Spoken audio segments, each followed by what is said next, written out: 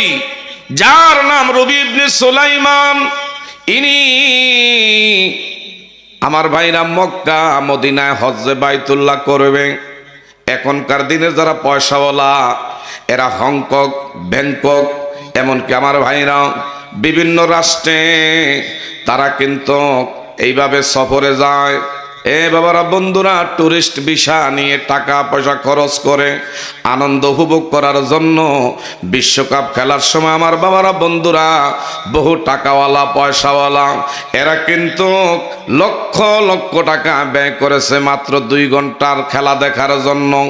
কিন্তু যদি বলা হয় মক্কায় গেলে আল্লাহর ঘর বাইতুল্লাহ তওয়াফ করা যাবে, মদিনায় গেলে নবীর রওজা তারে সালাম দেওয়া যাবে, আর ওই জায়গায় গেলে আমার আল্লাহ সুবহানাহু ওয়া তাআলা তোমার জন্য জান্নাত অবধারিত করে রাখছে, বলবে লাথি মারি সুযোগ পাইছি বিশ্বকাপ খেলা, ভাগ্যের নাও দেখতে পারি। তুমি বিশ্বকাপ খেলা লক্ষ লক্ষ টাকা দিয়া খরচ করে দেখছো, এইটার দ্বারা কোনো সওয়াব হয় নাই।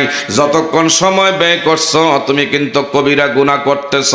এমন অবস্থায় মারা গেলে তুমি বাবারা বন্ধুরা এরা যেখানে যাবে যদি জাহান্নামে যায়, তুমি খেলোয়াড়দেরকে ফলো কইরা আইকন মাইনা এদের সঙ্গে তুমি জাহান্নামে গেলা। আর আমার নবীরে যদি অনুসরণ করতা, নবীরে যদি ভালোবাসতা, কোরআনকে মহাব্বত করতা, মক্কা মদিনা যদি যাইতা, এই বিনিময়ে আমার আল্লাহ তোমার জান্নাত দিতে। বলেন ঠিক না ভাই? ঠিক। কিন্তু আমার ভাইরা রবি ইবনে সুলাইমান জবর বিখ্যাত আল্লাহর ওলি, যিনি আমার ভাইরা সিনার মধ্যে একটা দুইটা না লক্ষ লক্ষ নবীর হাদিসে কারিমা ছিল। ইনি ওনার বন্ধু বান্ধবদেরকে দেখা দাওয়াত দিল, বন্ধুরা চলো। কয় কোথায়? এই বছর তোদেরকে নিয়ে একটা কাফেলা বানাইয়া আল্লাহর ঘর বাইতুল্লাহ তওয়াফ করব, মদিনা নবীর রওজায় গিয়া সালাতু সালাম দিমু। বন্ধু বান্ধবরা বলল, বন্ধু তোমার কথায় বড় আনন্দ পাইছি, ভালো লাগছে। এই জীবনে সময় পাইছি কত জায়গায় গানের সময় গান শুনছি, অপসাংস্কৃতিক অনুষ্ঠানের সময় কাটাইছি, কত রং মহলে গেছি, বন্ধু মহলে গেছি। তুমি এমন একটা সুন্দর অফার আমাদেরকে দিছো, আমরা সাদরে গ্রহণ করলাম। এই বছর তোমার এই সাথী বানাইয়া তোমার কাফেলায় আল্লাহর ঘর বাইতুল্লাহ শরীফ তওয়াফ করতে রাজি। জোরে জোরে বলেন না মারহাবা। মুসিবত না পাই যদি, মুসিবত না পাই দি করুণা তোমার, কবর হাসরে কি হবে আমার, কবর হাসরে। মারহাবা। যেটার মুখ লড়ে না বোঝা গেল আমার নবীর ভাই আপনি বেজার আছেন। এই নবী কবরে হাসরে মিজানে ফলসরাতে আমার আপনার বিপদের সময় একমাত্র আপন জন ইনি হবেন। আমার আপনার সময়ের একমাত্র কান্ডারি নবী মোস্তফা। এই নবীর শানে নাতে রাসূলুল্লাহ যারা না পড়লে একটু হু হু করবেন, গুনগুন করবেন। এইটা আমার নবী মদিনা থেকে দেখা আমার আপনার পক্ষে রাজি এবং খুশি হবে। বলেন এ বাবারা বন্ধুরা, মুসিবত না পাই যদি করোনা তোমার, বলেন কবর হাসরে। মারহাবা। কবর হাসরে কি হবে, আসি গো আমি বসি, বলেন আসি গো আমি পাপের সাগরে, বলেন আসি গো আমি,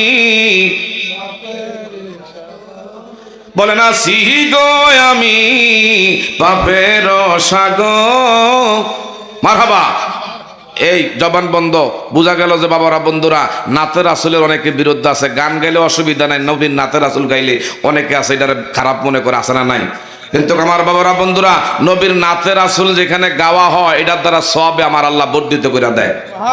আরো জোরে কন্যা সুবহানাল্লাহ। আর ওলি আল্লাহর সাবজেক্ট নিয়ে যেখানে আলোচনা হয় গুনাহ মাফের কাফারা আদায় হয়ে যায়। চিৎকার মেরে বলেন মারহাবা। আর একটু জোরে বলেন আলহামদুলিল্লাহ। আমরা কি ওলি আল্লাহ চাই কি চাই না? এমন ওলি আল্লাহ ছিল রবি ইবনে সুলাইমান। আমার দিকে তাকান আমার ভাইরা, উনি ওনার 9 জন বন্ধু মিল কইরা মক্কায় যাইতেছে। উনি সহকারে 10 জন। কয়জন হইছে বাবা? আরো যেরকম কয়জন? এই 10 জন একটা কাফেলা লইয়া সোনার মক্কার দিকে রওনা দিয়েছে। যেতে যেতে তখনকার দিনে তো বিমান ছিল না, জাহাজ ছিল না, পায়ে হাইটা হাইটা হজ করা লাগতো। আমার ভাইরা, এই 10 জনের কাফেলা লইয়া রবি ইবনে সুলাইমান মক্কা মদিনার দিকে পায়ে হেঁটে রওনা। যেতে যেতে যেতে যেতে আমার ভাইরা হঠাৎ করে নামাজের সময় নিকটবর্তী একটা গাছ পাইছে, পাশে একটা নদী পাইছে। নদীর কিনারায় গাছের নিচে বন্ধু বান্ধবদেরকে বললেন এই জায়গার মধ্যে একটু আমাদের রেস্টে থাকার দরকার। সবাইরে বললেন তোমরা রেস্টে থাকো, যাদের অজু নাই অজু বানাই নদীর কিনারায়। নদীর কিনারায় কিছু বন্ধু বান্ধব লইয়া অজু করতে নামছে। যাদের অজু আছে তাদেরকে বলল তোমরা এই কাফেলার মধ্যে দয়া করে বসো, অপেক্ষা করো। আল্লাহর ওলি রবি ইবনে সুলাইমান নদীর ভিতরে থেকে অজু বানাইয়া যখন উপরের দিকে উঠছে, নদীর পাড়ের মধ্যে দেখতে পায় একটা মরা গাদা মইরা রইছে। আর পাশে আল্লাহর একজন বান্দি, এমন একজন বান্দি যার হাতের মধ্যে হাত মৌজা, পায়ের মধ্যে পা মৌজা, মুখের মধ্যে নিকাব। এ বাবারা বন্ধুরা, খাস পর্দানিসীন আল্লাহর বান্দি মরা গাদার পাশে এইভাবে আমার বাবারা বন্ধুরা ঘোরাঘুরি করে। আল্লাহর ওলি রবি ইবনে সুলাইমান কয় বিষয়টা বুঝলাম না, ইনি এমন একজন আল্লাহর বান্দি খাস পর্দানিসীন, কিন্তু মরা গাদার পাশে দাঁড়ায় রইছে। সবারে বলল যাও তোমরা ওইখানে গিয়া নামাজের সময় চলে যাচ্ছে, নামাজে দাঁড়াও, আমি একটু দেরি করে আসতেছি। কয় কেন? ও আমার মন বলে নিশ্চয়ই এর মধ্যে কোনো রহস্য লুকায়িত আছে। জোরে বলা যাবে নি মারহাবা। আল্লাহর ওলি রবি ইবনে সুলাইমান দেখতে পায় আল্লাহর এই বান্দি মরা গাদাটার থাইকা এইভাবে সাথে একটা আমার বাবারা বন্ধুরা থলিয়া ছিল, থলিয়ার ভিতরে থেকে একটা ধারালো চাক্কু বের করছে। কি বের করছে? চাক্কু বের করছে। এই চাক্কুটা বের কইরা মরা গাদার থেকে গোস্তগুলো কাটতেছে। কিছু কিছু মরা গাদার গোস্ত কাইটা কাইটা থলিয়ার মধ্যে ঢুকাইছে। ঢুকাইয়া আস্তে আস্তে উনি ওনার গন্তব্যের দিকে কদম বাড়াইতেছে। আল্লাহর ওলি রবি ইবনে সুলাইমান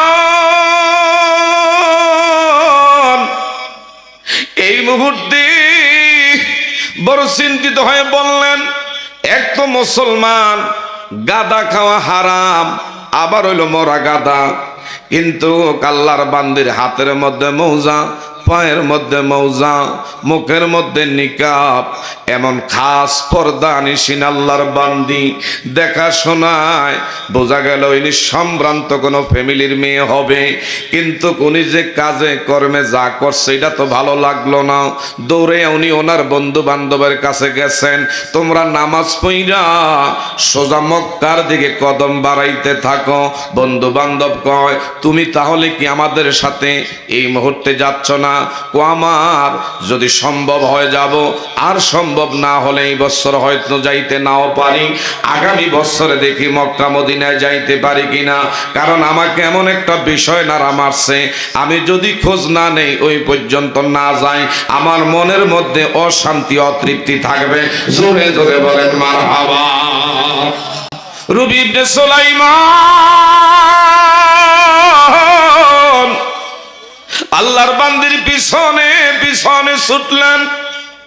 যেতে যেতে বহুদূর হঠাৎ করে আল্লাহর বান্দি ঘরের ভিতরে যখন প্রবেশ করতেছে, জীর্ণ শীর্ণ ভাঙ্গাচুরা ঘর, ভিতরের দরজার কাছে গিয়া দাঁড়াইতে দেরি, ওনার 3টা মেয়ে সন্তান ছিল, এর মধ্যে ছোট্ট একটা বাচ্চা আছে।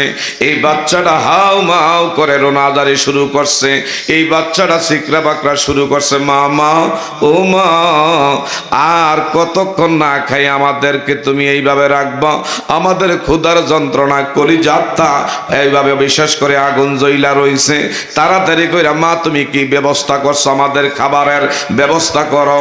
মহিলারা ডেকে বললেন, ও আল্লাহর বান্দিরা, এগো আমার বাচ্চারা, তোমাদের জন্য খাবারের ব্যবস্থা করে আমি ঘরে ফিরছি। জোরে বলা যাবে নি মারহাবা। খানাটা কি হালাল না হারাম? আরো জোরে কোন, খানাটা কি হালাল না হারাম? এক তো হইল গাদা, আরো কইছে মরা। এই মরা গাদার গোস্ত কাইটা ঘরের দরজায় বাচ্চাদেরকে ডেকে বলেন তোমাদের জন্য খাবারের ব্যবস্থা করছি। এমনি রবি ইবনে সুলাইমান আল্লাহর ওলি বাইরে থেকে সালাম বিনিময় করলেন, মা ও মা, আমি একজন মুসাফির, আপনার কাজে কর্মে এমন দৃশ্যটা দেখা আমার বাড়ি পর্যন্ত আপনার এখানে আসতে আমি বাধ্য হলাম। এগো মা, একটা বিষয় জানতে চাই, আপনি কি মুসলিম না অন্য কোন ধর্মাবলম্বী? আল্লাহর বান্দি ডেকে বললেন, কেমন কথা বলছেন মুসাফির, আমি শুধু মুসলিম নই, আমি আখিরি নবীর একজন আওলাদে রাসূল, আমি নবীর বংশের একজন আল্লাহর বান্দি। জোরে জোরে বলেন না মারহাবা। আরেকটু জোরে বলেন না আল্লাহু আকবার। আল্লাহর নবীর আমি একজন বংশের একজন আল্লাহর বান্দি। হযরত রবি ইবনে সুলাইমান ইনি বললেন, এ আল্লাহর বান্দি, তোমাকে আমি একটা বিষয় বলার জন্য গোমা এখানে এসেছি। আপনি যদি নবীর বংশের আওলাদ হয়ে থাকেন, আপনি কি জানেন না মুসলিম জাতি মরা কোনো জিনিস এইভাবে খাওয়া এইটা কিন্তু হারাম। আরেক দিক দিয়ে হলো মরা গাদা, এটাও তো কিন্তু হারাম। আপনি যদি নবীর বংশের আওলাদ হয়ে থাকেন, কেমনে গো মা মরা গাদার পশু কাইটা ঘরের মধ্যে নিয়ে আসছেন? আল্লাহর বান্দি চোখের পানি ছেড়ে কয়, ও গো আল্লাহর গোলাম, একদিন দুই দিন নয়, আজ বিগত 3 দিন ধরে ঘরের চুলে আগুন জ্বলে না। বাচ্চারা না খেয়ে থাকতে থাকতে তাদের কলিজার মধ্যে আগুন জ্বলে গেছে। আমি কিং কর্তব্য বিমূঢ় হইয়া সান্ত্বনা দেওয়ার জন্য এইভাবে তাদের জন্য এগুলা কাইটা নিয়ে আসছি, মূলত খাওয়ানোর জন্য আমি আনি নাই। হযরত রবি ইবনে সুলাইমান বলে, আল্লাহর বান্দি গো, আমার নবীর বংশের পরিচয় আপনি দিয়েছেন, আমি আর এই মুহূর্তে ধীর থাকতে পারলাম না। আমার নবীর বংশের মেয়েরা না খেয়া থাকবে, আর আমি মক্কায় মদিনায় হজ করব টাকা খরচ কইরা। না না না, এই বছর হজে গেলাম না। এগো মা, যদি মনে কিছু না নেন, মক্কা মদিনায় হজে না যাইয়া এই টাকাগুলো আমি আপনারে আল্লাহর হস্তে হাদিয়া হিসাবে দিয়ে দিলাম। আরেকটু জোরে। আল্লাহর বান্দিরে মক্কা মদিনায় যাওয়ার টাকা রবি ইবনে সুলাইমান সব দিয়া দিছেন। আল্লাহর বান্দি বলে, ও আল্লাহর গোলাম, আপনি তো একটা ভালো কাজে শুভ কাজে বের হইছেন, মক্কা মদিনায় যাচ্ছেন, আপনি মক্কার টাকা আমারে দিয়ে যান, এটা হয় না। কয় না না, বেঁচে থাকলে আগামীতে আমি হজ করবো, কিন্তু আমার নবীর আওলাদে রাসূল যদি না খেয়া কষ্ট পায়, আমার নবী যদি আমারে বলে, আমার আওলাদ তোমার সামনে এমন এমন নজরে তুমি পাইছ, তুমি কিছুই করলা না, জবাব দিতে পারবো না। না না না, আমি সম্পূর্ণ সব কিছু আপনারে আমি দিয়ে গেলাম।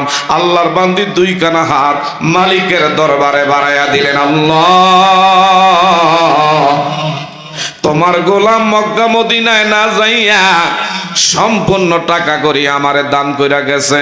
কারণ নবীর বংশের লোক তারা কখনো বাইরা বাবারা বন্ধুরা যাকাত খাওয়া, ফেতরা খাওয়া, এ বাবারা বন্ধুরা দান খয়রাতের টাকা খাওয়া সম্পূর্ণ হারাম। আল্লাহর বান্দি বলল, আপনি নিজে মক্কা মদিনা না গিয়া ওই টাকা আমাকে আপনি সদকা করেছেন, বলেন না সুবহানাল্লাহ। আরেকটু জোরে কন্না আল্লাহু আকবার। কয় না না, আমি সদকা করি নাই, আপনাকে আমি হাদিয়া উপকৌটন হিসাবে দান করলাম। সুবহানাল্লাহ। যখনই হাদিয়ার নাম উল্লেখ করেছে, আল্লাহর বান্দি 2 কানা হাত মালিকের দরবারে বাড়াইয়া দিছে, আল্লাহ, আমার এই ভাই আপনার গোলাম মক্কা মদিনায় না যাইয়া এই টাকা নবীর আওলাদের পক্ষে কোরবানি কইরা গেছে, তুমি তার এই বছর হজ না করে বাড়িতে পৌঁছায়া দিও না। একটু জোরে বলা যাবে নি মারহাবা? আরেকটু জোরে বলেন না আলহামদুলিল্লাহ। পাইলে নিরা লাই গো নবী, পাইলে নিরা, বলেন পাইলে নিরা নবীর দুই কদম করিতাম সম্বনে দুই কদম চরণে দুলি মাগব গায় পাইলে নিরা লায় গো নবী। নবী আমরার বহু দূরে লোহিত সাগরের দ্বারে, ঠিক না বে ঠিক? নবী আমরার বহু দূরে লোহিত সাগরের দ্বারে। হায় হায় পাগলেরা সালাম দিলে আশেকেরা সালাম দিলে নবী শুনতে পায় পাইলে নিরা মারহাবা পাইলে নিরা লায় গো নবী। আমি মৃত লাশ হইলে কেউ নিবে না আমায় কোলে। মরার পরে আর কেউ আপন থাকে? আমি মৃত লাশ হইলে কেউ নিবে না আমায় কোলে। আয় হায় দয়া করে লইয়েন কোলে দয়া করে নবী মুস্তাফায় পাইলে নিরা লাহে গো নবী। আরো ধরে পাইলে নিরা লাহে গো নবী। আমার বাবারা বন্ধুরা, আমরা কি নবীর পক্ষে থাকতে চাই কি চাই না? নবীর পক্ষে থাকলে লাভ না লোকসান? আমার ভাইরা যে নবীর পক্ষে থাকবে, আমার নবী এই উম্মতরে না লইয়া জান্নাতে যাবে না। জোরে জোরে কন্যা সুবহানাল্লাহ। বলতেছিলাম এই রবি ইবনে সুলাইমান মক্কা মদিনায় না গিয়া এই টাকা আল্লাহর বান্দিরে দিয়া গেছে। আল্লাহর বান্দি মালিকের দরবারে হাত বাড়ায় বাড়ায় দোয়া করে, আল্লাহ ওনারে হজ না করে বাড়ি তুমি নিও না। আল্লাহ পারে কি পারে না? আল্লাহর ক্ষমতা আছে না নাই? আমার বাবারা বন্ধুরা, আল্লাহর গোলাম ওই জায়গার মধ্যে আসছে। এই জায়গার মধ্যে আইসা দেখে সবাই মনক্ষুণ্ণ হইলেন কষ্ট পাইয়া। তারা 9 জনের মক্কা মদিনার দিকে যাচ্ছে। সুবহানাল্লাহ। কোথায় যাইতেছে? মক্কা মদিনার দিকে কদম বাড়াইছে। আল্লাহর ওলি রবি ইবনে সুলাইমান দৌড়ে তাদেরকে বলতেছে, বন্ধু বান্ধব তোদেরকে বলি মনে কষ্ট নিস না। আমি যেই টাকা খড়ি লইয়া বের হইছিলাম মক্কা মদিনায় যাব, আমার নবীর আওলাদ না খাইয়া অর্ধাহারে অনাহারে মানবতার জীবন যাপন করছে, আর আমি দেখা সইতে পারি নাই। এই সম্পূর্ণ টাকা করি আমার নবীর আওলাদের পক্ষে আমি সব হাদিয়া দিয়া দিয়েছি। সবাইকে বন্ধু কাজটা ভালো করো নাই, তোমার নিয়ে আমরা বের হইছি, তোমার কথা উদ্বুদ্ধ হইছি, আমরা তোমার নিয়ে মক্কা মদিনা যাবা, তুমি আমাদেরকে তুইয়া আজকে বলতেছো যাবা না, কাজটা ভালো হয় না। আল্লাহর বান্দি দোয়া করছে হজ না করাইয়া তারে বাড়িতে পৌঁছাইও। সুবহানাল্লাহ কইতেন না? নবীর আওলাদের দোয়া কবুল হয়নি? বরকত আসেনি? এদের মুখে আমাদের মুখের মতন ফাইকারি ধরে সকাল থেকে সন্ধ্যা, এইভাবে আমরা বলি মিথ্যা। আর নবীর বংশের লোকেরা, এই বাবারা বন্ধুরা, না খায়া থাকলেও কখনো কারো কাছে ছোট মাথা নত হাত বাড়াইতে পারে? সঙ্গে সঙ্গে 9 বন্ধু পায়ে হাইটা মক্কায় গেছে। আল্লাহর ঘর বাইতুল্লাহ শরীফে গিয়া দেখে, হায়রে বন্ধু রবি ইবনে সুলাইমান বলছে আসবে না, গিয়া দেখে আল্লাহর ঘর বাইতুল্লাহ এদের আগে আগে তওয়াফ করে। আর একটু আসতে, এদের আগে আগে তওয়াফ করে। সুবহানাল্লাহ কইতেন না? বলল যে আমরা আমাগুলোকে কইলে উনি আইতো না, আর হ্যাঁ আমাগো আগে আইসা আল্লাহর ঘর তওয়াফ করতেছে, কাজটা করতেছি কেন? সুবহানাল্লাহ। যাক, এখানে কিছু বলা যাবে না, আদবের খেলাফ হবে। গেছেন বাবারা বন্ধুরা, সাফা মারওয়া ওই জায়গাও গিয়ে দেখি বন্ধু তাদের আগে আগে এই রবি ইবনে সুলাইমান সাফা মারওয়া ওই জায়গায় সাই করতেছে। আমার বাবারা বন্ধুরা, মাকাম ইব্রাহিম পাথর, ওই পাথরের মধ্যে গেছে, গিয়া দেখে এদের আগে আগে নফল নামাজ পইরা পইরা মালিকের কাছে দোয়া করে।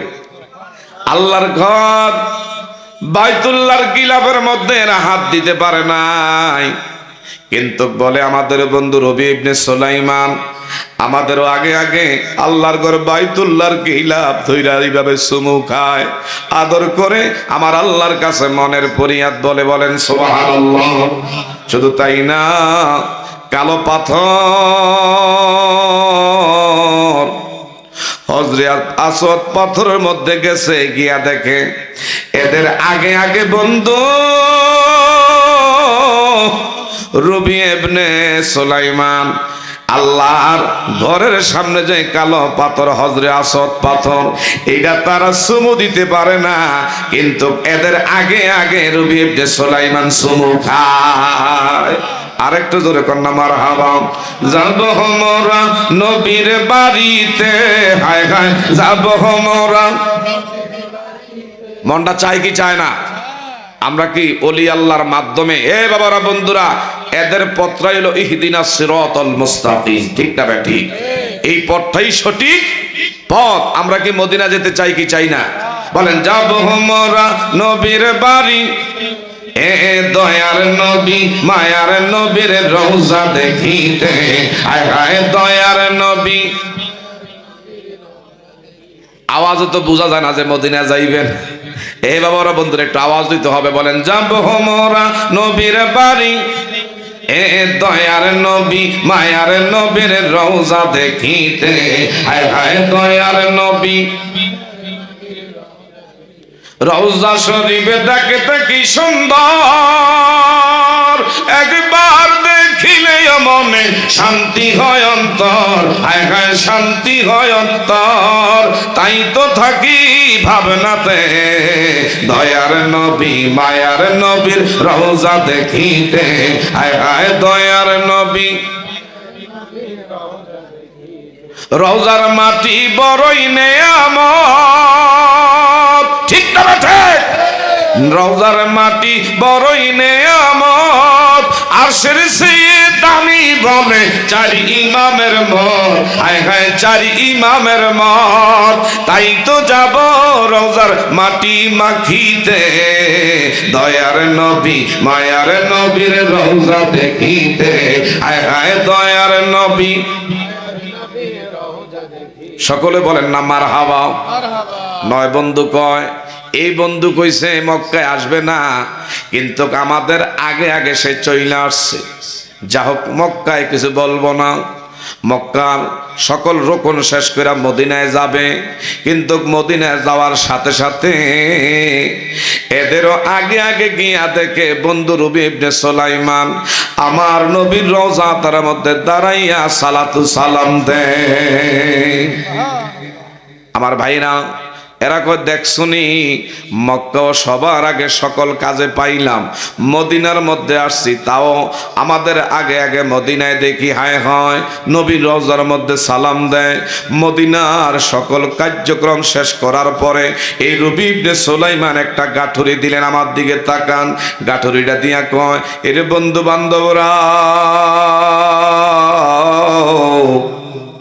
এই বৎসর আমি তো হায় হায় তোদের সাথে বাড়িতে যাইতে পারছি না, ধর ধর আমার একটা সামান আছে, আমার একটা গাঠুরি আছে, এই গাঠুরিটা তোদের কাছে আমি দিয়ে দিলাম, এটা আমানত। এই আমানতদারি তোরা আদায় করবি, দয়া করে আমার ঘরের মধ্যে তোদের নিজিম্বা দায়িত্বে এই সামান পত্রগুলো দয়া করে পৌঁছায়া দিবা। নয় বন্ধু, চোখগুলো লাল হয়ে গেছে, রাগের কথাও তো কারণ। এক কইছে সে মক্কায় হজ করবে না, আইসা সবার আগে আগে সব জায়গায় দেখলাম, মদিনার মধ্যে সবার আগে পাইলাম, এখন আবার দেখি হে কয় যাইতো না, তার সামান পত্র আমাদের কাছে বুঝাইয়া দেয়। এটা তো রাগের বিষয় বন্ধু, কাজগুলা ভালো হয় না, কিন্তু এই জায়গায় কিছু বলার পরিবেশ নাই। দেখা যাক, হজ শেষ কইরা দেশে গেলে তোরে নিয়ে বসবো। সামান হাতের মধ্যে নিছে। নয় বন্ধু, হজ কমপ্লিট কইরা যখন আবার দেশের দিকে ফিরছে, তার কথা অনুযায়ী বন্ধুর বাড়িতে সামান পত্র লইয়া বন্ধুর ঘরের দরজায় সে সালাম দেয়, আসসালামু আলাইকুম ইয়া আহলাল বাইত। আল্লাহু আকবার বলে। ঘরের দরজার সামনে যখন সালাম বিনিময় হয়, এই বন্ধুরা 9 বন্ধু আসছে বন্ধুর সামান পৌঁছায়া দেওয়ার লাইগা। হ্যাঁ মক্কায় থাকবে, আমাদের সাথে আসবে না, কিন্তু ঘরের দরজা যখন সালাম দিল বন্ধু সবার আগে আগে দরজা খুইলা দিয়া কয়, আইরে 9 বন্ধু কষ্ট করে মক্কা মদিনা থেকে হজ করে আসছো, তোমাদের শরীর স্বাস্থ্য কেমন, তোমরা কেমন আছো? হায় হায়, আমার লাগে কি মক্কা মদিনায় দোয়া করছুনি? আচ্ছা বলেন তো, সব জায়গায় যারে দেখছে মদিনার থেকে নবীর রওজা তারে সালাম দিয়া সামানপত্র যারে বুঝাইয়া দিছে আমার বাড়িতে পৌঁছাইয়া দিও। এখন ইনি বলে, হায় হায়, এই বছর কেমনে তোমরা হজ করছো, ঠিক মতন করতে পারছো নি? আমার লেগে দোয়া করছো নি? হঠাৎ করে যখন বলতেছে আমার লেগে দোয়া করছো নি, তখন রাগে গোসায় পেটে পড়ছে আর ডেকে বলে, রবি ইবনে সুলাইমান, তুমি কি আমাদের সাথে কিন্তু বাহানা করো নাকি? আমাদের সাথে কি কোনো তামাশা করো নাকি? কয় কি? কয় তুমি না বলছো হজে যাইবা না, আমাদের আগে আগে আল্লাহর ঘরের মধ্যে গিয়া তোমারে আগে পাইলাম, মদিনায়ও তোমারে আগে পাইলাম, তুমি বলছো আসবা না, সামানপত্র আমাদের কাছে বুঝাইয়া দিছ তোমার ঘরে দেওয়ার লাইগা, এখন ঘরের দরজা আইসা তোমারে পাইলাম, এইটা বন্ধুর সাথে বন্ধুত্বের পরিচয় হয় না। কথা ধরে বলেন ঠিক না বেটি? রবি ইবনে সুলাইমান কয়, বন্ধুরা তোমরা যেটা মনে করতেছ আমি মক্কায় গেছি মদিনায় গেছি, আসলে তোমরা ভুল বলতেছ, ভুল বলতেছ। কয় না না, হজ লইয়া তুমি দেখা যায় প্রতারণা করো। ইনি বললেন, আল্লাহি কাবা, আল্লাহর কাবার কসম খেয়ে বলি রে, না না না, এই বছর আমি মক্কায় যাই না, মদিনাও যাই না। তোমরা বলছো আমি হজ করছি, আমি কিন্তু হজে যাইতে পারি নাই, কারণ আমি হজের যেই টাকা পয়সা ছিল, রসদপত্র ছিল, সব নবীর বংশের আওলাদের আমি দিয়া গেছি। বলেন সুবহানাল্লাহ। আমি কি দিয়া হজ করব? আমি কিন্তু এই বছর হজ বাইতুল্লাহ করি নাই। আর তোমরা বলো আমার মক্কায় দেখছো, মদিনায় দেখছো, আমি কোনটা বিশ্বাস করবো? এরা কয়, আবারও তুমি পাগলামি করো, তুমি না আমাদের হাতে সামানপত্র দিছ, হাতের মধ্যে সামানপত্র নিয়ে দেখে যেটি নিয়ে মক্কায় রওনা দিছে এগুলা ওনাদের কাছে পাইছে, আর আমার বাইরা যতগুলো টাকা লইয়া হজের উদ্দেশ্যে বের হয়েছিল, যেই টাকা খড়িগুলো নবীর আওলাদের রাসূল রে দিয়া গেছে, খুইলা দেখে রে ওই পরিমাণ টাকা খড়ি আল্লাহ ওয়ালাদের আমার বাইরা আল্লাহর 9 গোলামের হাতে আবার পেয়ে গেছে। আরেকটু জোরে, 9 জনের হাতে ওই পরিমাণ টাকা পাইছে, সামানও পাইছে। এখন তারা কয় তুমি হজ করছো আমাদের আগে আগে, আবার সামানপত্র আমাদের হাতে বুঝাইয়া দিলা, এখন কো তুমি যাও না, কাবার কসম খেয়ে বলো। বলল, বন্ধুরা আমি হজ নিয়া তোমাদের সাথে এইভাবে মিথ্যার আশ্রয় আমি নিতে চাই না, বিদায় নাও। 9 বন্ধু চলে গেছে। রাতের বেলা রবি ইবনে সুলাইমান ঘুমাইছে। এ বাবা, টাকা পয়সা যদি নাও থাকে, আপনার এই বড় আলীর সর আপনার বাঙ্গা ঘরে মদিনাওয়ালার সাথে দিদার আপনার হইতে পারে কি পারে না? আরেকটু জোরে বলেন, হইতে পারে কি পারে না? আমার ভাইরা, বাবারা, বন্ধুরা, আল্লাহর গোলাম রবি ইবনে সুলাইমান ঘুমাইছে। ঘুমের ঘরে দিনের বিষয়টা লইয়া 9 বন্ধু কইছে আমি মক্কায় গেছি, মদিনায় গেছি, কিন্তু আমি তো যাই না, তুমি আল্লাহ জানো। এই বিষয় নিয়ে চিন্তা করে রাতের বেলা ঘুমাইছে। আমার মদিনাওয়ালা দয়ার নবী, মায়ার নবী, উম্মতের কান্ডারি আর মদিনা থাকে নাই, সোজা আমার ভাইরা এর বাঙ্গা ঘরের মধ্যে আইসা আমার মদিনাওয়ালায় বলে, এরে রবি ইবনে সুলাইমান, তোর চিন্তার কোনো কারণ নাই, তোর কোনো টেনশনের কারণ নাই। তোরে বলতেছে তুই মক্কায় গেছত, মদিনায় গেছত, আর তুই বলস তুই যাস না। আসলে তোরটাই ঠিক। আমি মদিনাওয়ালায় তোর প্রেম দেখা, ভালোবাসা দেখা, আমার আওলাদের রাসূলের পক্ষে তোর সহযোগিতা দেখা আমি মদিনাওয়ালায় তোর পক্ষে খুশি হইয়া গেছি। আর তোর পক্ষে এই বছর আমার আল্লাহ একজন ফেরেশতা দিয়া অবিকল তোর চেহারা সুরত, তোর আকৃতি প্রকৃতি সব কিছু দিয়া তোর পক্ষে একটা বদলা স্বয়ং আমার আল্লাহ ফেরেশতা দিয়া করাইছে। জোরে বলা যাবে নি মারহাবা? আরেকটু জোরে বলেন না আল্লাহু আকবার। বাবারা, বন্ধুরা, আমার দয়ার নবী, মায়ার নবী বলে এই বছর তুই হজে যাস না, এটা কিন্তু ঠিক আছে, কিন্তু আমি মদিনাওয়ালা তোর প্রেম দেখা ভালোবাসা দেখা আমার আওলাদের রাসূলের পক্ষে তোর সহযোগিতার হাত দেখা আমি মদিনাওয়ালা এত খুশি হইছি, এত তোর প্রতি আমি মদিনাওয়ালা কবুল করেছি। আল্লাহর কাছে বলছে, গো আল্লাহ, এই লোকটা আমি মদিনাওয়ালার রওজা আসার নিয়ত করেছে, কিন্তু আমার আওলাদের রাসূলের পক্ষে এই হাত সে বাড়ায় গেছে, তারে কিন্তু তুমি এই বছর হজ না করে নিও না। আমার আল্লাহ তোমার পক্ষে একজন ফেরেশতারে তোমার চেহারা সুরত, তোমার আকৃতি প্রকৃতি নমুনা সব কিছু ঘটনা আমার আল্লাহ দিয়া আমার পক্ষে আমার আল্লাহ ফেরেশতা দিয়া হজ করাইছে। তবে কি এই হজটা তুমি করেছ? এই বছর 4 থেকে 4.5 লক্ষ হাজী সাহেব যারা হজ করেছি, আমার আল্লাহ পাক সকল হাজীদের হজ তোমার উসিলায় এই বছর সকল হাজীদের হজ আমার আল্লাহ কবুল করে নিছে। আর একটু জোরে, ইনি কি হজে গেছে? যায় নাই। আমাদের দেশে বহু লোক দেখবেন হজ জীবনে একবার করা ফরজ। এটা আমার বাবারা বন্ধুরা শারীরিক এবং আর্থিক সবচাইতে বড় কোরবানি।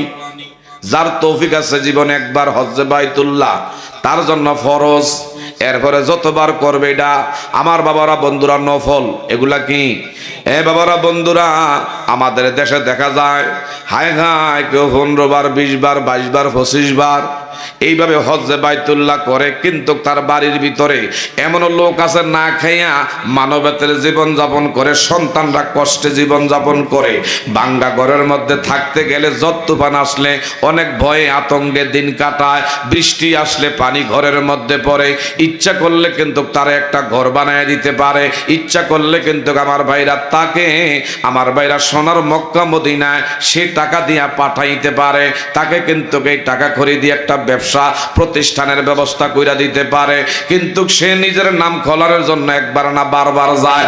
এই শ্রেণীর কিছু হাজী সাহেব আছে না নাই? আরো জোরে কোন আছে না নাই?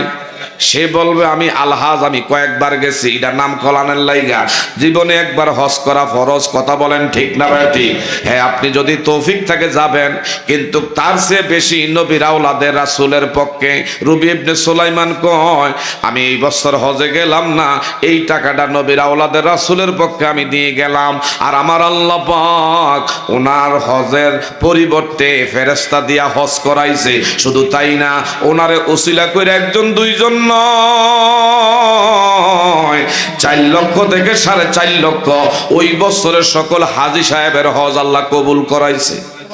আরেকটু জোরে আল্লাহ নবী ডেকে বললেন, ও আল্লাহর গোলাম, তুমি কি জানো, তুমি কি জানো? কয় না। আমার আল্লাহ তোমার উপরে এত খুশি হইছে, এত রাজি হইছে, একটা দুইটা না, আমার আল্লাহ এই বছর তোমাকে 1000 কবুলি হজরের সওয়াব আমল নামায় দিয়া দিছে। আরেকটু জোরে কোন, কয়টা হজ? 1000। এই জন্য আমার বাবারাই বলো, আলিশ্বর গ্রামবাসী বাবারা, এই জন্য যে ব্যক্তি মানুষের প্রতি ইনসাফ করে না, যে ব্যক্তি মানুষের হক আদায় করে না, সে বাবারা বন্ধুরা অকৃতজ্ঞ, সে আল্লাহ পাকেরও কিন্তু বাবারা বন্ধুরা, বিশেষ করে বাবারা বন্ধুরা, সে কৃতজ্ঞতা প্রকাশ করতে পারে না। কথা জোরে বলেন ঠিক না বেটি? এই বাবারা বলতেছিলাম আমার নবী রাহমাতুল লিল আলামিনের সাহাবায়ে কেরামরা হায় হায় কত যে কষ্ট করেছে, কত যে ত্যাগ স্বীকার করেছে। আল্লাহর নবী রাহমাতুল লিল আলামিন যাকে সৃষ্টি না করলে কুল কায়নাতের কিছু আমার আল্লাহ সৃষ্টি করত না। 7 আসমান 7 জমিন লৌহ কলম আরশ কুরসি যা কিছু বানাইছে আমার নবীর খাতিরে আমার আল্লাহ বানাইছে। লাউলা কালামা খলাকতুল আফলাক, আমার নবীর উসিলা করে সব কিছু আমার আল্লাহ পয়দা করেছে। কথা জোরে বলেন ঠিক না ঠিক? এই নবী না খেয়ে পেটে পাথর বেঁধে এই পৃথিবীতে ইসলামের বাতি আমার আপনার মাঝে বাবারা বন্ধুরা রেখে গেছে। কথা বলেন ঠিক না ঠিক? একদিনের ঘটনা না বইলা পারছি না। আমার নবী কন্যা মা ফাতেমারে দেখতে গেছে। এ বাবা একটু মনটা আমার দিকে, এ বাবারা বন্ধুরা দিল মন আমার দিকে রুজু করেন। অন্তরে কান দিয়া শোনেন, যেই নবীর কন্যা মা ফাতেমা তো জোহরা, হায় হায় সমস্ত নারী কুলের জান্নাতের লিডার, সুবহানাল্লাহ। এমন মা ফাতেমার চুলায় কখনো আগুন জ্বলতো, কখনো জ্বলতো না। মাঝে মধ্যে আমার নবী যাইতেন মা ফাতেমার ঘরে খবর নিতেন, হাসান হোসাইনের খবর নিতেন। একদিনের ঘটনা, ঘরের মধ্যে গেছে, গিয়া দেখে মা ফাতেমা নামাজের যায়, নামাজে বৈশা বৈশা কান্না করে, মুখটা মলিন, কষ্টের দাগ। আমার নবী দেখতে পাইয়া বুঝতে পারছে আমার ফাতেমার মুখটা নিশ্চয় মলিন। কি হয়েছে ফাতেমা? বলল বাবা কিছুই না। বলল আমার হাসাইন কই, আমার হোসাইন কই? কয় তারা কয়েকদিনে না খাওয়া অনাহারি, তারা বাহিরে ময়দানে খেলাধুলা করে। আপনি না বাবা কেন আগে আসেন নাই? আপনার নাতি হাসাইন আর হোসাইন যদি আপনারে পাইতো, আপনার সুন্দর চেহারা আনোয়ারের দিকে তাকাইলে তাদের ক্ষুধার যন্ত্রণা নিবারণ হয়ে যাইতো। জোরে জোরে বলেন মারহাবা। এমনি আমার নবীর কণ্ঠের আওয়াজ, হাসাইন আর হোসাইন দুইজনে নানার কণ্ঠের আওয়াজ পাইল। সুবহানাল্লাহ কর। দুইজনের কণ্ঠের আওয়াজ পাইয়া দৌড়ে গেছে, নানু ভাই এত নিষ্ঠুর কেমনে হইলেন, এত নির্দয় কেমনে হইলেন, এত পাষাণ আপনি কেমনে হইলেন? হায় হায় নাতিদের কেমনে ভইলা গেছেন, একবার আমাদের খবর নেওয়া আপনি জরুরি বোধ মনে করলেন না? আমার নবী ডেকে বলে, হাসাইন হোসাইন কেমন তোদের প্রতি আমি নিষ্ঠুর? কি কথা বললি? নানু ভাই আমরা কি খাইয়ে আসি না না খাইয়ে আসি? নানা নাতির কত প্রেমের কথা, সুবহানাল্লাহ। একবারও খবর নিলেন না? হাসান হোসেনের কথাগুলো শুইনা আমার নবী দারুণ কষ্ট পাইলে। আমার নবীজি কান্দে, এ নানু ভাই নিশ্চয় তোমরা কয়েকদিনে না খাওয়া অনাহারি। আমার নবীজি যখন এই কথা বলল, তোমরা না খাওয়া অনাহারি, হাসান হোসাইন দুইজনে চোখের পানি ছেড়ে ছেড়ে বলে, নানু ভাই একটা বিচার আপনার আদালতে। কয় কার নামে? আপনার মেয়ে ফাতেমা। কেন? আমাদেরকে বলে খাবার হচ্ছে দিতেছি, এই বলে আমাদেরকে ঘরের থেকে তাড়াইয়া দেয়। ঘরের মধ্যে আইসা দেখি মা খালি একটা পাতিলা আগুনের উপরে দিয়া এইভাবে পাথর দিয়া নাড়াচাড়া করে। বলি মা তুমি না কইছো খাবার হইতেছে, এখন দেখি খালি পানি আর ভিতরে পাথর, এটা তুমি কেমন করে করলা? আপনার মেয়ে আমাদের মা। এই কথা বললে চোখের পানি ছেড়ে কান্দে। এটা কি আমাদের সাথে প্রতারণা করা হয় না? আমার নবীজি ডেকে বললেন, এ হাসাইন তোমার মায়ের বিরুদ্ধে মামলা যেই নানার দরবারে দিছো, ওই নানার খবর তো তোমরা রাখো না। সুবহানাল্লাহ। ওই নানার খবর তো তোমরা রাখো না। কয় কেমন? কয় যেই মা তোমাদেরকে 3 দিন খাওয়ায় না, বিচার দাখিল করলা নানার দরবারে।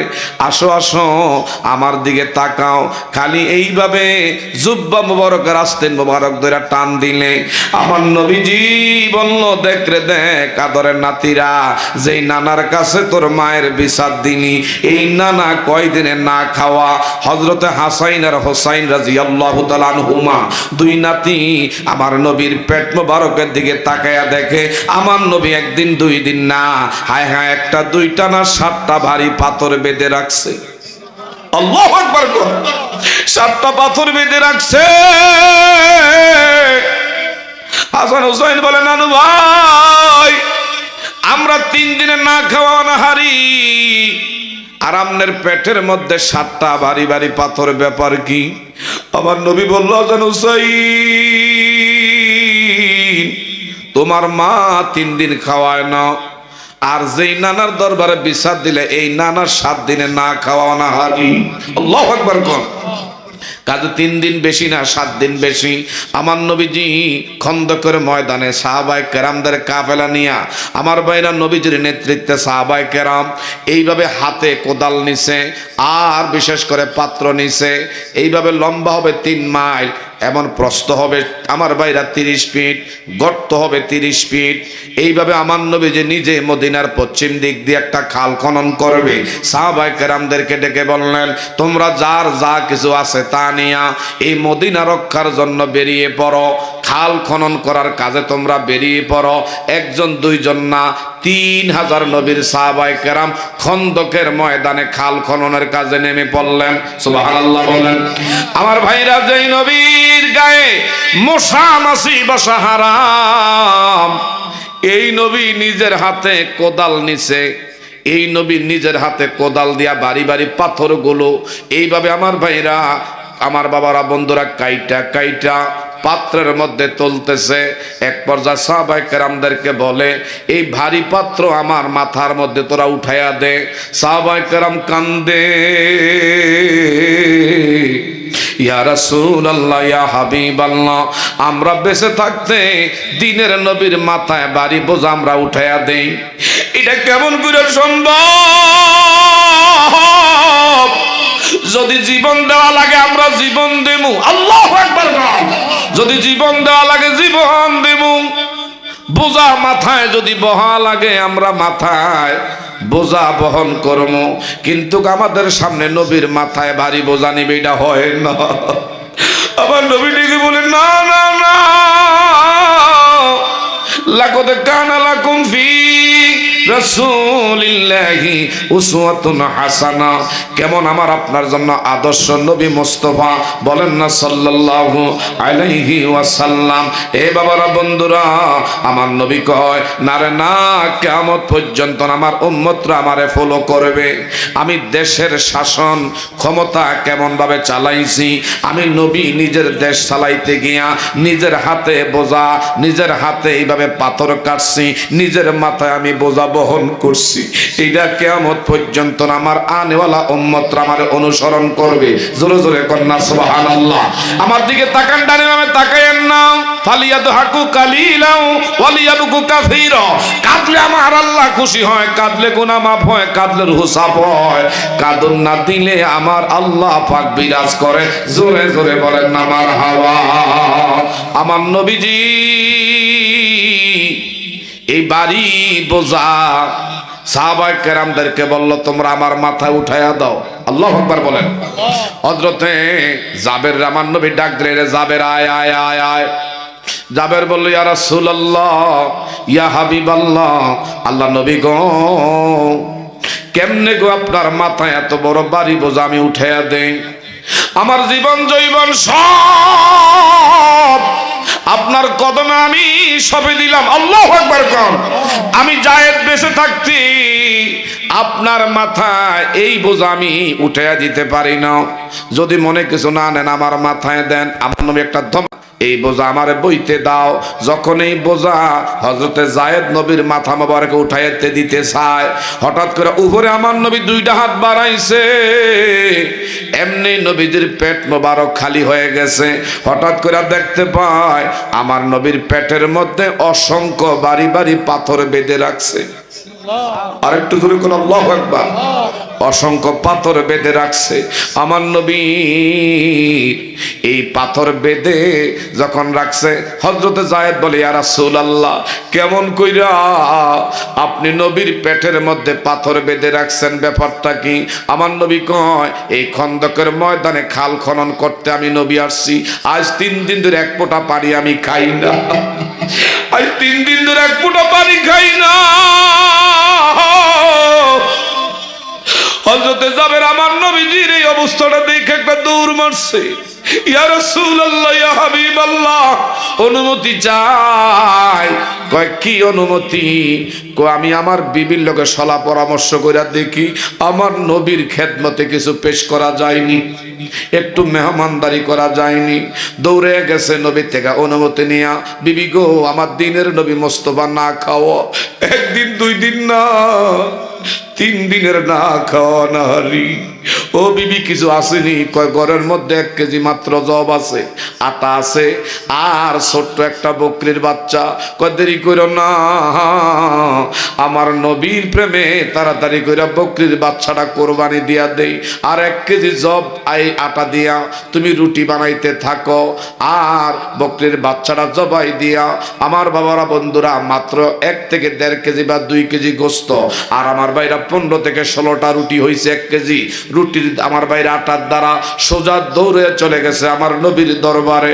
ইয়া রাসূলুল্লাহ, চলেন আপনাকে আমার বাড়িতে আমি আমার গরিবী হালতে একটু মেহমানদারি করব। আমার নবীজি বলল, এ যাবে তুমি আমার একা মেহমানদারি করলে আমি নবী মানি না। যদি মেহমানদারি করতে হয়, এখানে 3000 সাহাবী আছে, আমার সাথী সঙ্গী 3000 আছে, সবারে লইয়া তোমার বাড়িতে মেহমানদারি করতে হবে। আর একটু জোরে কর। জাবের বলে, ইয়া রাসূলুল্লাহ, আমি শুধু 1 কেজি পরিমাণ আটা, মাত্র 15 থেকে 16টা রুটি, 1.5 থেকে 2 কেজি পরিমাণ গোস্ত, এটা দিয়ে আপনি নবীর মেহমানদারি করবো? আমার নবী কয়ে, চিন্তা তোমার করার কারণ নাই। সুবহানাল্লাহ। আরেকটা জোরে কর, আল্লাহু আকবার। নবী কারো পক্ষে থাকলে কোনো চিন্তা, কোনো ধরনের টেনশনের কারণ আছে? কিছুই নাই। আমার নবী কয়, আমি কইছি আমার 1500 আমার 3000 সাথী সঙ্গীর লইয়া বাড়ির দিকে রওনা দাও। 3000 রে দাওয়াত দিলেন। আমার নবী সামনে নেতৃত্ব দিয়া যাবের আগায়া রিসিভ করে নেয়। আর আমার নবী বলল, তুমি এমন ডান দিক থেকে সুন্দর করে সিরিয়ালে বসাও। এই যে আজকে আল্লাহর ওলি, বিশেষ করে আমার বাবারা বন্ধুরা, এই জৈনপুরের খানদান, ওনার স্মরণে এই জায়গায় মাহফিল, যতটুকু ওনাদের সাধ্য অনুযায়ী আপনাদের সহযোগিতা ক্রমে মেহমানদারি ব্যবস্থা করছে, এটা বলেন না আলহামদুলিল্লাহ। আমার ভাইরা, আমার নবী যে কয় ডান দিক থেকে সিরিয়ালে বসাও, ডান দিক থেকে বসাইলেন। 3টা কইরা রুটি দাও, 1 কেজি কইরা গোস্ত দাও। 3টা কইরা রুটি ডান দিক থেকে দেওয়া শুরু করলো। আর আমার ভাইরা 1 কেজি, বিশেষ করে 1 চামচ করে গোস্ত দিতে দিতে 3000 দিছে। আমার নবী কয়, কেউ যাবের আর কেমন আছে? ইয়া রাসূলুল্লাহ, পাত্রের দিকে তাকায়া দেখি যা নিয়া নামছি তা এখনো ঠিক আছে। আমার নবী ডেকে বললেন, যাবে আমি নবীজির প্রেমের আমার 3000 সাথী সঙ্গী এই খন্দকের ময়দানে খাল খননের কাজে আসছে। এরা কাজকর্ম করে রুজি রুটির ব্যবস্থা করলে তাদের সন্তান পরিবার খাবে। আজগা তোমার বাড়িতে আমি মেহমান হিসাবে আসছি, এদের বাবা আসছে, কিন্তু তাদের সন্তানরা বাড়িতে না খেয়ে 3 দিন ধরে থাকবে। আমি নবী সেইটা বরদাস্ত করতে পারবো না।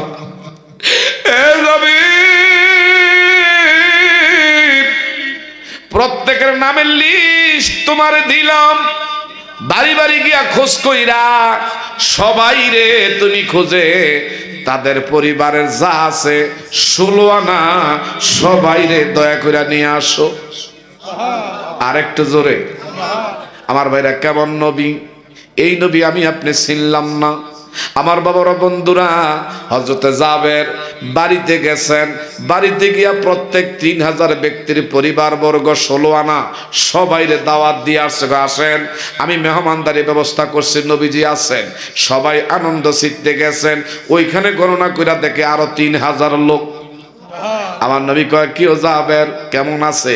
ইয়া রাসূলুল্লাহ, যা লইয়া নামছি এখনো ফুজি ঠিক আছে। আমার নবী কয়, এখন বাকি কে? কয়, বাকি আল্লাহর নবী আর আমি হতভাগা যায়েদ। আমার নবী কয়, তুমি আগে খাও।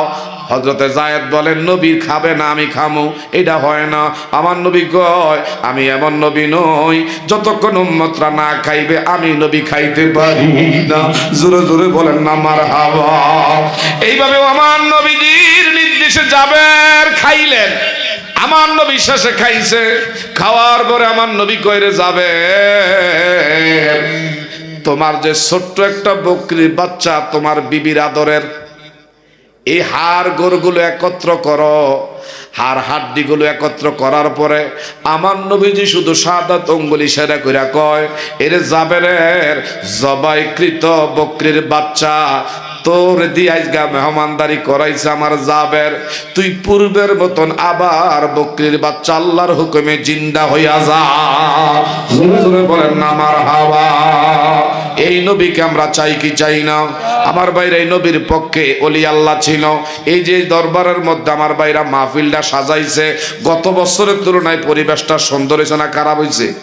আরো দেখো সুন্দর হয়েছে না খারাপ হয়েছে? আজকের এই দিনে কেউ আছেন কিনা আমার ভাইরা? হায় হায়, বাবা হারাইছেন, মা হারাইছেন, দাদা হারাইছেন, দাদি হারাইছেন, কে জানি অসুস্থ আছেন, ডাক্তার দিয়া মাসে হাজার হাজার টাকা খরচ করেন, একটা লোকও যদি উঠানামা করেন, ঘাড় এদিক সেদিক করেন, আমি কষ্ট পাবি, আমি মুসাফির, অনেক দূরের থেকে এসেছি। আছেন কোন ব্যক্তি খুশি মনে বলবেন যে হুজুর আজকের এই মাহফিলে আমি আমার বাবার নামে, মায়ের নামে, বিশেষ করে আমার ভাইরা এইভাবে কয়েকটা লোক খুশি মনে কি দিবেন আমি জানি না। কে আছেন আব্বা আম্মার নামে আজকের মাহফিলের জন্য